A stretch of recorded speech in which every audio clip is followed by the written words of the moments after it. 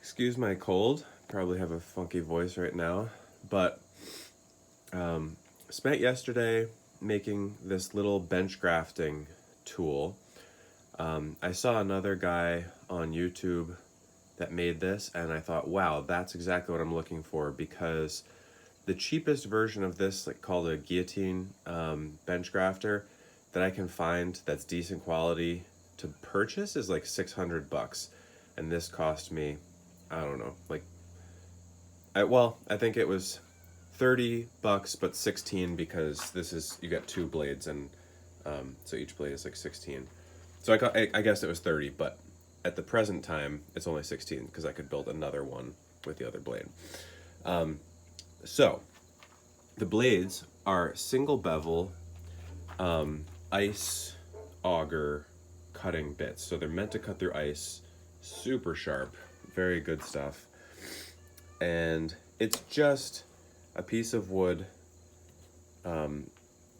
sandwiched in between two 2x4s that comes down really nicely onto this 2x4 and makes a nice cut there. And then this slot here is angled so that you basically put your rootstock in upside down, or your scion in like this. And let's see if I can kind of get it.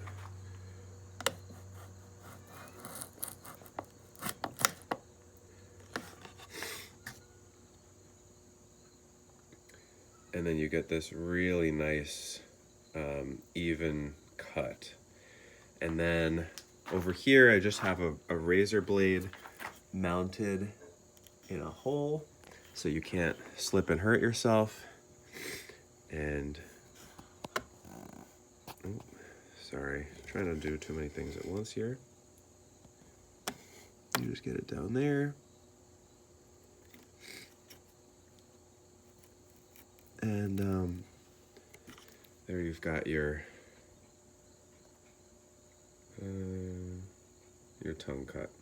That was a pretty bad one, but both hands were being occupied. So anyway, this thing is going to allow me to graft a lot faster and really accurately, as long as you pick a rootstock and scion of a similar diameter.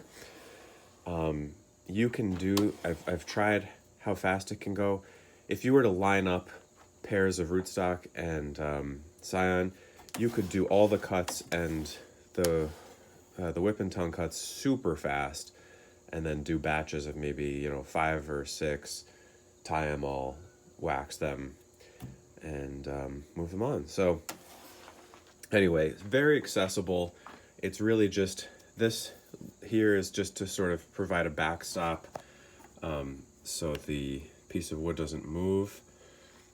This notch you can cut out deeper if you want to use bigger material. Like, this can't really fit something that big. Well, actually, it just could just about fit something that big. That'd be probably more torque than I'd want to put on this hinge here. Right now I just have a screw through for the hinge, but I'm going to drill through and put a bolt that I can keep the right amount of tension on there. It's got good tension now, but after doing this 1,000 times, it might lose some.